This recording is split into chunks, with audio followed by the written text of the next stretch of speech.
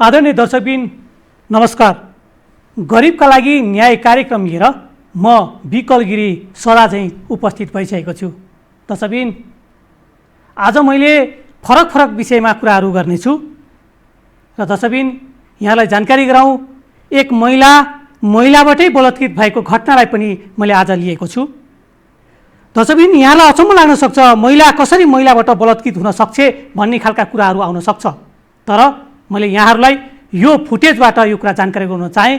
एकैछिन हामी यो फुटेजमा जाउँ। दर्शकबिन ससुराले लोग्ने मान्छेहरू लायो मेरो इज्जतमा हातपात लाउन। खाना चामल पनि थिएन, म बिरामी पनि ज्वरो थियो, 2-3 महिना भएको। अनि आएको ससुराले मान्छे लगायो भनेपछि कस्तो के गरे तिमी? उहाँले केटा मान्छेहरू लाएर यस्तो छातीमा हात हाल्ने, अनि यसरी पछाडितिर चिमोट्ने, घरमा आउने, मेरो घरको मोबाइल लगेर त्यो भिडियोहरू खिच्ने, त्यस्तो गरेको थियो। त्यस्तो गर्यो, हुने नहुने गर्यो मलाई। अनि घाँस काट्न जान नि डर भयो, दाउरा काट्न जान पनि, एकलौटी हिँड्न पनि मलाई एकदम डर भयो। अनि यहाँको छोरीलाई चाहिँ उहाँले के गर्नुभयो?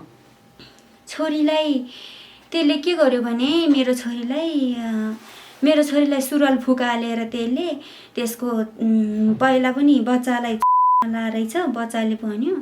अनि पहिला पनि त्यस्तो गरेछ। अनि पछि पनि त्यसले मेरो छोरीलाई म कामबाट आउँदाखेरि ढोकै खोल्दाखेरि सुरुवाल फुकालेर बच्चालाई मुखबाटै त्यसको मेरो छोरीलाई रहेछ। अनि के गरेको भनेर मैले यसरी पछाडि तान्दाखेरि अनि उल्टै मलाई कपालमा समाएर पिट्यो, बाहिर भुत्लाएर बाहिर घिस्यायो। म ससुर जस्तो म जिउमा रोग भएको रे। तपाईँलाई पनि कसैले जबरजस्ती गरे तपाईँलाई त्यो गाउँमा? हजुर, जबरजस्ती गाउँमा पनि भयो तपाईँप्रति? जबरजस्ती हुन थालेको थियो। म चाहिँ जोगिएको। त्यसपछि तपाईँ काठमाडौँ आउनुभयो? काठमाडौँ आयो। काठमाडौँ आएपछि चाहिँ तपाईँले कस्तो दुःख पाउनुभयो त? काठमाडौँ आएपछि कस्तो दुःख पायो भने अब मलाई तातो खाना भएन, सुत्ने ओछ्यान तातो न्यानो लाउनु पाएन। अब बाटोमै सुत्नुभयो? बिरामी मान्छे ज्वरो आएको। बाटोमै सुत्नुभयो? हजुर, बाटोमै सुतेँ। मैले के सोच लिएर आएको भने म अब काम गर्छु, काठमाडौँमा जान्छु, एउटा घरको काम खोजेर घरको काम गर्छु। अनि उपचार चाहिँ म त्यहीमा गर्न लाउँछु। बरु म पैसा कटाउँछु, पैसा माग्दिनँ। 1 महिना जति काम खोज्छु भनेर जानुभयो? कि ज्यामी कामै गर्छु। भेट्नु भएन? काम भेट्नु भएन? काम त भेट्यो। एकजना डक्टर बुढाले लग्यो मलाई आउँदै मलाई यस्तो भयो भनेर मैले समस्या देखायो। अनि उसको घरमा लाँदाखेरि श्रीमतीले उसको बुढीले राखेन। उसको बुढीले चाहिँ राख्नु भएन? राखेन। काठमाडौँमा चाहिँ तपाईँलाई कस्तो किसिमको समस्या हो? तपाईँलाई काठमाडौँमा पनि कसैले छुने, चलाउने या जिस्काउने त्यस्तोहरू भए? त्यो दिउँसो चाहिँ त्यस्तो भएन। दिउँसो चाहिँ के भयो भने अब आफ्नो घरमा अब मलाई यस्तो पिर छ, टेन्सन छ, अब हटिन्छ कि भनेर अब जन मान्छे गाना गाएको छ, जहाँ गीत बजाएको छ, जहाँ चाहिँ रमाइलो फुलबारी छ, जहाँ चाहिँ मान्छेहरू भिड छ, झन्झै झिलमिली छ, म त्यहाँतिर मेरो मन डुल्याउन, मेरो मनको पीडाहरू हटाउन लागि त्यस्तो एकछिन घुम्यो। अनि बेलुका हुँदा अनि वीर हस्पिटलमा गएर बसेको थियो बाहिर। त्यहाँ पनि मलाई पुलिसहरूले बस्न दिएन, गाइडले मलाई त्यहाँबाट लखेट्यो। तपाईँलाई जस्तो तपाईँ चाहिँ म एक किसिमले म पनि बलात्कृत भएँ भन्ने खालको कुराहरू आएको छ नि, के भएको तपाईँलाई चाहिँ? कस्तो के भयो तपाईँलाई? कसले त्यस्तो गर्यो? अब कसले गर्यो त्यो बलात्कृत हुने भने त अब म धेरै दिनको भोको थियो, ज्वरो थियो मलाई। अब म एकदम भोको थियो। अब उसले खानेकुरा ल्याए र मैले खाएँ पनि। मलाई खाना दियो, जुनले खाना दिन्छ पेट भइरहन्छ उही नै भगवान् भन्यो। खुसी भयो, खायो। उसले मलाई यस्तो जुसहरू ल्यायो, खायो। अनि यस्तो रातो पाकेटमा यस्तो सानो बोतल थियो रगत जस्तो, त्यो खाँदा मलाई एकदम रिङ्गडा लाग्यो। अनि म रिङ्गडा लागेपछि म बिहोस त के निद्रा आयो बिहोस कि के मलाई त थाहा छैन। अनि भोलि बिहान उठ्दाखेरि उहाँ पनि त्यो पनि रहेनछ। आइमाई जस्तै कपाल लामो बाटेको साडी लगाएको फुलबुट्टा थियो। त्यो व्यक्तिले तपाईँलाई चाहिँ घरमा लग्यो, तर तपाईँले बिहान मात्र थाहा पाउनुभयो? बिहान 4 बजे कति बज्यो भनेर उठ्दाखेरि 4 बज्यो अरे। अनि ओहो 4 बज्यो, बेलुकाको 4 बज्यो अरे, लाउन रात किन तपाईँ यस्तो भर्खर मान्छे सुतेको अरे। अनि बाटोमा मान्छेहरूले रक्सी खाएको थियो अरे। म होइन, म बिरामी भयो अनि सुतेको भनेर चाहिँ मैले भने। अनि तलतिर गयो त्यो के अरे त्यो उसको यतापट्टि भर्याङमा मान्छेहरू हिँडेको। मलाई चाहिँ अब मान्छे यहाँ त्यसो भए तेस्रो लिङ्गीबाट चाहिँ बलात्कृत हुनुभयो यहाँको भनाइअनुसार। अब हामीले जहिले पनि सुनेको छ तेस्रो लिङ्गीहरू चाहिँ पुरुषबाट बलात्कृत हुन्छ भनेर चाहिँ प्रहरीहरूले हेर्ने दृष्टिकोण, समाजले हेर्ने दृष्टिकोण बेग्लै थियो नेपालमा भने। यो चाहिँ पहिलो केस तेस्रो लिङ्गीबाट पनि महिलाहरू बलात्कृत हुँदो रहेछ भन्ने कुरा चाहिँ यो नयाँ केस। प्रहरीले पनि नयाँ केस भन्नुभयो। उहाँहरूले पनि मैले कुरा गर्दाखेरि होइन त्यो हुन सक्दैन होला, उहाँहरूले त पुरुषलाई मात्रै मन पराउँछ भन्ने सोच थियो। तर यसरी चाहिँ अब उसले जब यो बहिनीले भनिसकिन् र त्यो उहाँको स्टोरी सुन्दाखेरि चाहिँ तेस्रो लिङ्गले पनि महिलाहरूलाई बलात्कृत, उहाँबाट पनि हामी महिलाहरू सुरक्षित रहेन रहेछ, यो सडक सुरक्षित रहेन रहेछ भन्ने कुरा चाहिँ प्रष्ट हुन्छ। र यो चाहिँ नेपालको लागि पहिलो केस हो। विदेशतिर त हुन्छ भन्ने चाहिँ मैले सुनेको, तर यहाँ नेपालमा चाहिँ त्यति साह्रो त्यो कुराको चाहिँ त्यति चर्चा थिएन। यसपालि चाहिँ यो एउटा पहिलो केसकै रूपमा चाहिँ अहिले प्रहरीले इन्भेस्टिगेसन गरिरहेछ। आदरणीय दर्शकबिन, यो फुटेजसँगै म तपाईँहरूसँग पुनः फेरि आइसकेको छु। दर्शकबिन, म यी दुधे बालकको बारेमा कुरा गर्न चाहन्छु, जुन दुधे बालक रोडमा बसेर मागिरहेको अवस्था छ। तर सरकार, हामीले कुनै पनि पक्षमा कुनै पनि व्यक्तिले भोकै बस्नुपर्ने र भोकै बस्नु नपर्ने कुराहरू गरिरहेको अवस्था सरकार गरिरहँदा यी दुधे बालक चाहिँ रोडमा बसेर मागिरहेको अवस्था छ। यो दुधे बालकको रोडमा बसेर मागेको घटनालाई पनि दर्शकबिन आज मैले यहाँलाई देखाउन चाहे। यो दृश्य हेरिदिनुहोस्। कसैले अनाथ भएँ भन्नु पर्दैन, अनाथ हुनु दुःखको कुरा हो। तर अनाथ भएर मैले अभिभावकत्व पाइनँ भन्ने स्थिति अब हुने छैन। अब मेरो रेखदेख गर्ने कोही छैन भन्ने अवस्था हुने छैन, मेरो सहारा कोही छैन भन्ने अवस्था हुने छैन। त्यसका निम्ति राज्य छ, त्यसका निम्ति सरकार छ। यी आश्वासन हुन् प्रधानमन्त्री केपी शर्मा ओलीको। त्यसो त प्रधानमन्त्री ओलीले सरकारमा आएदेखि नै कोही भोकै बस्नु नपर्ने, भोका नाङ्गाको लागि सरकार रहेको आश्वासन दिँदै आएका छन्। तर उनको भनाइ र गराइमा ठूलो अन्तर देखिन्छ। राजधानीका चोक चोक गल्ली गल्लीमा देखिने यस्ता दृश्य हाम्रा लागि नौला होइनन्। यी बालबालिका एक छाक खान नपाएर हात फैलाउँदै हिँड्न बाध्य छन्। कसैले दिए खान्छन्, नभए भोक भोकै सडक पेटीमै सुत्छन्। यी अनाथ बालबालिकाका लागि न त प्रधानमन्त्री केपी शर्मा ओली छन्, न त उनी नेतृत्वको सरकार नै छ। प्रधानमन्त्री ओलीले भनेको यो भाषण सुन्नुहोस् त।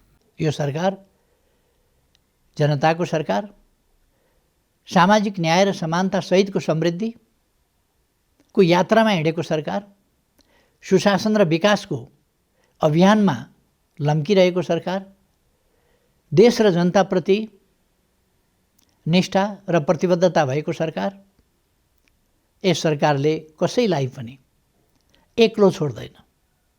त्यसकारण म यस दिनको अवसरमा कसैलाई पनि एक्लो महसुस नगर्न, सरकार साथमा छ भन्ने विश्वास लिएर अगाडि बढ्न। त्यसो भए ओली सरकारकै पालामा यस्तो अवस्था किन छ त? किन यी बालबालिका अहिले पनि सडकमै रात काट्न विवश छन्? सरकार भएको भए त यी बालबालिकाको अवस्था कसरी यस्तो भयो? प्रधानमन्त्री ओलीले भनेको सरकार साथमा छ भनेको कसका लागि हो? उनले स्पष्ट पार्नुपर्छ। अहिले पनि राजधानीमै कति अनाथ र बेरोजगारहरू दाताले दिएको भोजनले पेट भरिरहेका छन्, सडकमै चिसो रात काटिरहेका छन्। प्रधानमन्त्री ओलीको भाषणले पेट भरिने भए यिनीहरू यसरी सडक सडक भौतारिँदैन थिए होला सायद। आदरणीय दर्शकबिन, न्याय गरिब र धनीलाई फरक फरक हुन्छ भन्ने खालका प्रश्नहरू आइरहँदाखेरि मैले आज गरिब र धनीलाई पनि न्यायमा फरक फरक हुँदो रहेछ भन्नलाई मैले केही कुराहरू यहाँलाई बताउन चाहेँ। जो कुनै पनि व्यवसायका मालिक छन् उनी चाहिँ नफस्ने, तर त्यो व्यवसायमा काम गर्ने व्यक्ति चाहिँ फस्ने घटनाहरूलाई लिएर मैले आज यहाँलाई एउटा दृश्य देखाउन चाहेँ। दर्शकबिन, यो दृश्यमा हेर्नुहोस्, जहाँ गरिबले न्याय पाएको अवस्था देखिँदैन। मैले यो दृश्यतिर यहाँलाई लग्न चाहेँ। दर्शकहरू, तपाईहरूले नेपालको कानुन दैवले जानुन् भन्ने उखान त सुन्नु भएकै छैन भने नेपालमै भएको एउटा कानुनको यो दफा हेर्नुहोस्। यो यस्तो दफा हो जसले पैसा दिएर आफ्नो हित अनुसारको कानुन बनाउन कसरी पाइन्छ भन्ने प्रमाणित गर्दछ। यो दफामा भएको प्रावधानको मर्म बुझ्ने हो भने जो कोहीले भन्ने छन् नेपालमा त कानुन नै फेरेर पैसा कमाउने गिरोह सक्रिय भएको रहेछ। देखिरहनु भएको दफा 55मा संस्थाको दायित्व भनेर उपदफा 2 उपभोक्ता संरक्षण ऐन 2075 को हो। यो 75 सालमा संसदबाट पास भएको ऐन हो। यो ऐनमा उपभोक्ताको हित संरक्षण गर्ने भनिएको थियो, तर दुर्भाग्य यस्तो भयो कि यो ऐन त उपभोक्ता ठग्नेहरूको संरक्षणका लागि बनिदियो।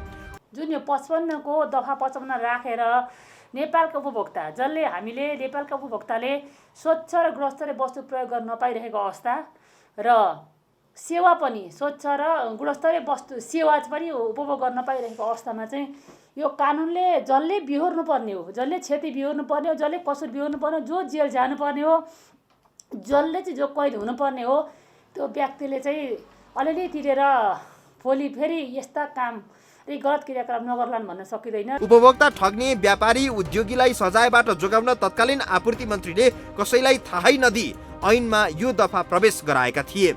यो दफा बमोजिम यो ऐनमा नगर्नु भनेका काम कुनै पनि व्यापारिक संस्थाले गरेमा त्यसको दोष व्यापारिक संस्थाका मालिकको हुँदैन। 2 नम्बरी धन्दा गरेर नाफा आर्जन गरी भोगविलास गर्ने अवसर मालिकलाई हुने भए पनि यस्तो धन्दा समातिएको बखत सजाय चाहिँ संस्थाको मुख्य प्रशासकीय अधिकारीको हुने ऐनमा छ। त्यसमा अलिकति यो कानुन बनाउँदाखेरि अलिकति त्यहाँ चर्खेल भएको देखिन्छ। कानुन जुन निर्माण गरियो, कानुनको निर्माण गर्ने क्रममै दफा 55 राखेर पहिला जस्तो त्यहाँको सञ्चालक जुन छ नि, सञ्चालकलाई चाहिँ दायित्व बेहोर्नु नपर्ने, अनि त्यसको त्यो जुन प्रमुख प्रशासकीय अधिकृत छ नि उसले दायित्व बेहोर्नु पर्ने। यहाँ अलिकति छ है, फेरि कस्तो भने दायित्व बेहोर्नु पर्ने। यदि उसको सरुवा भएर त उसलाई निकालियो भने निकालेर ऊ अर्को ठाउँ गएको अवस्थामा उसले पनि बेहोर्नु नपर्ने, र नयाँ आउँछ नि त्यो ठाउँमा उसले नयाँले पनि पहिला गएको चाहिँ कसुरहरू चाहिँ उसले बेहोर्नु नपर्ने के। त्यसो त्यो दफा 55मा छ। यसले गर्दाखेरि हाम्रो काममै छिद्रहरू छन्। यदि मुख्य प्रशासनिक अधिकारीले पनि 2 नम्बरी धन्दा गरी अन्यत्रै गइसकेको रहेछ भने कसैलाई पनि सजाय नहुने व्यवस्था ऐनमै छ। यो दफामा भएको यस्तो प्रावधान दर्शकहरूले कति प्रश्नसँग बुझ्नुभयो वा भएन हामी यसै भन्न त सक्दैनौँ, तर सरल शब्दमा भन्ने हो भने नेपालको कानुनमा उपभोक्ता ठग्ने व्यापारिक संस्थाको मालिकलाई कारबाही हुने व्यवस्था छैन। कारबाही भए पनि कर्मचारीलाई हुने र त्यो कर्मचारीको सरुवा भएर गइसकेको अवस्थामा कसैलाई पनि कारबाही नहुने व्यवस्था छ। अब तपाईहरूलाई लाग्न सक्छ होला उपभोक्ता अधिकारको नाममा उपभोक्ता ठग्नेलाई सजिलो हुने गरी यस्तो ऐन कसले बनायो होला। यस्तो उपभोक्ता मारा कानुन ल्याउने क्रान्तिकारी कम्युनिस्ट नेता मातृका यादव थिए। उपभोक्तावादीहरूले त यादवले पैसा लिएर यो दफा ऐनमा समावेश गरिदिएको आरोप पनि लगाउने गर्दछन्। पनि त्यतिखेर को हुन्थ्यो त्यो त्यसको जुन यो ऐनको प्रमाणीकरण जुन भयो नि त्यो हेर्दाखेरि को थियो भन्ने कुरा छर्लङ्गै हुन्छ। मैले व्यक्तिगत नाम त गिराउनु पर्यो र होइन, हामी सबैले थाहा पाएकै कुरा हो। हामी सबैलाई भित्र हामीलाई ममा भएकै छ, सबैलाई कसले बनाएको छ, कसरी कसको बढी भूमिका छ भन्ने कुरा देखिएकै छ। र व्यक्तिगत रूपमा मैले उहाँलाई भन्दा पनि हामीसँग जुन मानसिकता छ नि 2-4 पैसाको अगाडि हामी लम्पसार पर जाने जुन मानसिकता छ नि हामीसँग, त्यो मानसिकताले र अहिले मलाई भए पुग्छ भन्ने मानसिकताले भोलि तपाईँ हाम्रै छोराछोरी तपाईँ हाम्रै परिवारलाई यो आपत आइपर्दैन भन्न सकिँदैन। र मैले यहाँको त्यो प्रश्न गरेमा के मात्रै म अनुरोध गर्न चाहेँ भनेपछि त्यतिखेरको प्रमाणीकरणहरू को थियो भन्ने कुरा प्रष्ट हुन्छ। र क्रान्तिकारी मान्छेले भनेर हुँदैन, व्यवहार देखाउनुपर्छ। मान्छे धेरै ठुला क्रान्तिकारी पनि धेरै तल गिरेको अवस्था पनि हामीले देखाएको छौँ। म के नै गर्छु संसारै म थाम्छु, यो नेपाल त वास्तवमा हामी नगरिकन केही हुँदै हुँदैन भन्ने खालका जुन कुरा हिजो आएका थिए ती कुरा पनि व्यवहारहरू हामीले देखेकै छौँ हामी समक्ष। र हिजो बन्दुक बोकेर हिँडेका जुन साथीभाइहरू हुन्थ्यो उहाँहरूको अहिले अवस्था कस्तो छ र उहाँहरूले जुन नारा लिएर आउँदा त्यो नाराले कति सार्थकता पायो र क्रान्तिकारिता मान्छे कसरी क्रान्तिकारीमा अड्दो रहेछ व्यवहारिक कुरा हेर्नुपर्छ हामीले। व्यवहारमा चाहिँ पक्कै अब त्यो हामीले ममा गरौँ। अब कसो गर्नु भएको छ भनेको तपाईँ हामीलाई छर्लङ्गै छ तपाईँ हामी समक्ष। वास्तवमा उपभोक्ता मारा दफा मातृका यादव वाणिज्य मन्त्री हुँदा थपेका थिए। यो दफा थप्ने बेला नेपाल कानुन आयोगले एउटा मस्यौदा बनाएको थियो। त्यो मस्यौदामा उपभोक्तावादीहरूले पनि छलफल गरे, तर त्यो मस्यौदालाई लुकाएर क्रान्तिकारी र असली कम्युनिस्ट हुँ भन्ने दाबी गर्ने मातृकाले अर्को मस्यौदा तयार पारे। त्यो मस्यौदा उपभोक्ता अधिकार कर्मीहरूलाई हेर्न पनि दिइएन। प्रशासनिक प्रक्रिया भित्रै सकेर उनले संसद पठाएर ऐन पारित नै गराइदिए। यद्यपि यो सामान्य कार्यविधि ऐन 2028 अनुसारले यो मुद्दा चलाइयो, त्यो अनुसारले चलाउनु पर्छ भन्छ। 3 वर्षभन्दा कम कैदको व्यवस्था भएकोमा र यो संशोधित कार्यविधि अनुसारले भन्छ सामान्य कार्यविधि अनुसारले चाहिँ यदि लगेको भएदेखि त्यसका पुरा प्रक्रिया पुरा गरेर सबैलाई दण्ड जरिवाना गर्ने अरू पनि कारण थियो, ठगेको छन्, धेरै कुरा छन् यसमा। अब यहाँ अलिकति जुन न्यायसङ्गत भयो भन्नुभयो पक्कै पनि भएको छैन। यहाँको अन्तिम जुन जिज्ञासा छ न्यायसङ्गत भयो त भन्नुहोस्, त्यो पक्कै भएको छैन। किनभनेदेखि यो उपभोक्ता सम्बन्धी ऐनको विभिन्न दफामा उपभोक्ताको अधिकारका कुराहरू गरिएको छ हैन। त्यही दिन उपभोक्ता अधिकार कर्मीहरूले उपभोक्ताको हक मृत भएको र उपभोक्ता माराहरूको साम्राज्य सुरु भएको घोषणा गरेका थिए। उपभोक्ता मारा ऐन बनाउने मातृका यादवलाई प्रधानमन्त्री केपी शर्मा ओलीले आफ्नो मन्त्रीमण्डलबाट निकालिसकेका छन्, तर उनको करतुतको सजाय चाहिँ उपभोक्ता र श्रमिकले बेहोरिरहेका छन्। श्रमजीवीका लागि जीवन राजनीतिमा समर्पित गरेको हुँ भन्ने मातृकाले गरिदिएको यही व्यवस्थाका कारण आयात डिस्ट्रिब्युटरका काम गर्ने रौनक बोथ्रा र शङ्कर बैलकोटीलाई जेल सजाय भएको छ। मालिकहरू चाहिँ 3 लाख जरिमाना तिरेर मुक्त हुँदैछन्। एक क्रान्तिकारी र असली कम्युनिस्ट हुँ भन्ने दाबी गर्ने नेताले गरेको कर्मको फल यसरी निर्दोष श्रमिकले भोग्नु परेको छ। खाडलमा पुर्नुपर्ने खाद्य वस्तु रिलेबलिङ गर्ने र बजारमा बेच्नेहरू यो देशमा सजिलै छुट्छन्। 3 लाख जरिमाना तिराएर छाड्न मिल्ने अपराधीसँग 1 करोड धरौटी मागेर सरकारी निकायले पनि नाटक नै मञ्चन गरेको हो। आयन डिस्ट्रिब्युटर्सका सञ्चालक पुष्पादेवी अग्रवाललाई रिलेबलिङको कसुरमा पक्राउ गरेपछि उनी धुरु रोएका कारण 1 करोड धरौटी लिएर रिहा गरिएको सरकारी अधिकारीहरूले बताएका थिए। धुरु रोएका भरमा छाड्ने, नाफा कुम्ल्याउने मालिक भन्दा कामदार ठुलो धनराशि मानिने 1 करोड धरौटी लिएकालाई 3 लाख मात्रै जरिमाना हुने थिति नेपाल बाहेक सायदै संसारमा अन्त कतै हुन्छ होला। कस्तो छ भनेपछि वाणिज्य विभागको अधिकारीहरू देखाउन ठिक होला कि नहोला भन्दा पनि उहाँहरू योभन्दा बेटर के गर्न सक्नुहुन्थ्यो भन्ने पनि क्वेसन छ त्यहाँनेरि। उहाँहरूले अरू सामान्य कानुनविद सामान्य जस्तो 3 वर्षभन्दा बढीको कैदमा त सामान्य कार्यविधि अपनाउने भन्ने कुरो यसमै छ। दफा 60मा छ सामान्य कार्यविधि अपनाउने। त्यो त्यसरी अपनाइदिएर उहाँ जाँदाखेरि पनि त्यसलाई त राम्रै हुन्थ्यो। उहाँहरूले अपनाउनु भएको अवस्था छैन र उहाँहरू दोष देखाउनु भन्दा पनि उहाँहरूले अनुसन्धान गरेर जसरी आउनुभयो त्यो नै जसरी अनुसन्धान गर्नका लागि उहाँहरूले गरेर ल्याइसकेपछि उहाँहरूको जिम्मामा आइसके पछाडिको कुरा छ। त्यहाँ उहाँहरू योभन्दा राम्रो गर्न सक्नुहुन्थ्यो, गर्नु सक्नु भएको छैन। र दोष देखाउन त अब उहाँहरूले पनि ममा गर्नुपर्छ। दोष यता र उता दोष देखाउनु भन्दा पनि उहाँहरूले आफूले पनि हामीले वास्तवमा के गर्न सक्थ्यौँ, योभन्दा राम्रो गर्न सक्थ्यौँ भन्ने कुरा उहाँहरूले पनि ममा गर्नुपर्छ र योभन्दा राम्रो गर्न सक्ने अवस्था छ। उपभोक्ता माराहरूको जगजगी भएका बेला देशको ऐन नै ठगी गर्ने र 2 नम्बरी धन्दा गर्न सहज होस् भनेर बनाइएको छ। सर्वसाधारणले त देशमा सित्तैमा पाइने हावा पनि राम्रोसँग लिन पाउँदैनन्। धुलो र धुवाले सहरी क्षेत्रका जनता आक्रान्त छन्। देश बुढा नेताहरूले बिगारे भनेर आलोचना गर्नेहरू त कति छन् कति। उपभोक्ताले स्वच्छ हावा र पानी मात्रै नपाएको होइन, खाना पकाउने ग्यासको सिलिन्डरमा लेदो, तरकारीमा विषादी, शिक्षालय र अस्पतालमा माफियाहरूको राज, सडकमा धुलो, सरकारी कार्यालयहरूमा हाकिम नभेटिने, भेटिँदा पनि भोलि आउनु भन्न नछाड्ने रोगले उपभोक्ता आजित छन्। कोही छैन हैन।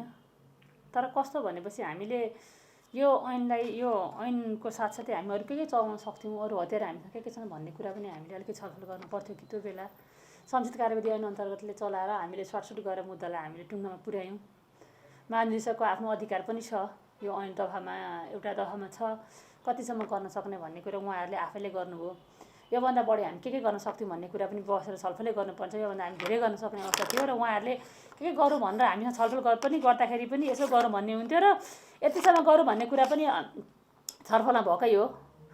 तर यो मात्रै थिएन, ऐन अरू पनि छन्। ऐन अरू पनि त ठगेका कुराहरू पनि हुन्थे। यहाँ धेरै ऐन चलाउन सकिन्थ्यो, तर हामीले अलिकति हामीसँग चाहिँ भित्रदेखि भित्र राम बस्नुपर्छ भन्छु म हैन। भित्रबाट हामीले आफू सफा हुनुपर्छ र मैले गरेका क्रियाकलापले गर्दाखेरि भोलि मलाई नउठाउनु भन्ने कुरा सोच्न पनि सक्नुपर्छ। त्यो अलिकति नसोचेको अवस्था चाहिँ पक्कै हो। जनताको कुरा सुन्ने हो भने गुनासो बाहेक केही छैन। मन्त्रीका भाषण सुन्ने हो भने देश समृद्ध छ, नेपाली सुखी छन्। उपभोक्ता अधिकार सुरक्षित हुनु भनेको मुलुक सुशासनतर्फ अगाडि बढ्नु हो। उपभोक्ता अधिकार सुनिश्चित गर्दा मारमा पर्ने भनेको नाफाखोर र काला बजारियाहरू मात्रै हुन्। वास्तविक उद्योगी व्यापारीलाई उपभोक्ता अधिकार सुरक्षित हुँदा केही असर पर्दैन, किनभने उनीहरू पनि कतै न कतै उपभोक्ता नै हुन्छन्। आदरणीय दर्शकबिन, यो दृश्यसँगै म फेरि पनि तपाईँहरू सामु फेरि उपस्थित भइसकेको छु। दर्शकबिन, जनताहरू दिन प्रतिदिन करमाथि करमा बाँधिरहेका छन्। यहाँ हरेक दृष्टिकोणले करको कुराहरू सामाजिक सञ्जालमा आइरहँदाखेरि मैले आज यिनै करका विषयमा केही कुराहरू कोट्याउन चाहेँ। दर्शकबिन, तपाईँहरूलाई यो दृश्यतिर लाग्न चाहेँ, जुन दृश्यमा करका विषयमा केही कुराहरू मैले आज ल्याएको छु। यो दृश्यमा हामी आज जाउँ। देशमा तीन तहका सरकार छन्। मन्त्री र सांसदहरूको संख्या त यति धेरै छ कि मानिसहरूले जोड घटाउ पनि गर्दैनन्। सरकारै सरकार भएको देशमा नागरिक भने बेला बखत मेरो देशको सरकार कता छ भन्ने प्ले कार्ड बोकेर सडकमा प्रदर्शन गर्छन्। रङका र ढङ्गका सरकार चलाउन सरकारलाई धेरै ठुलो धनराशि चाहिन्छ र त्यसका लागि नयाँ शीर्षकमा कर लिने गरिएको छ। मुलुक संघीयतामा गएको भनेर खुसी हुने नेपाली हामी नै हौं।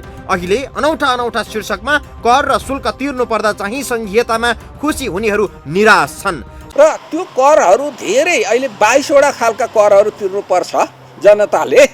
22 किसिमका कर तिर्नुपर्छ जनताले विभिन्न तहमा।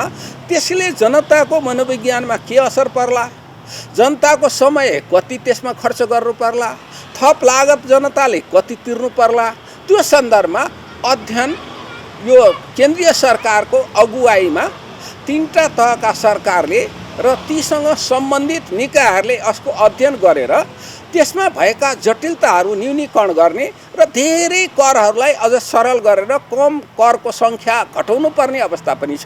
संघीयता बोझिलो भयो भन्ने कसैले अभिव्यक्ति दियो भने मात्रै पनि यो व्यवस्था रमाइरहेकाले व्यवस्था विरोधीको संज्ञा दिन्छन्। कतिपय विज्ञहरू नै पनि यो कर बढी भएको तर्क दिएकै छन्। कर वा शुल्क लिने शीर्षक हेर्ने हो भने चाहिँ उदेक्नै लाग्दो स्थिति छ।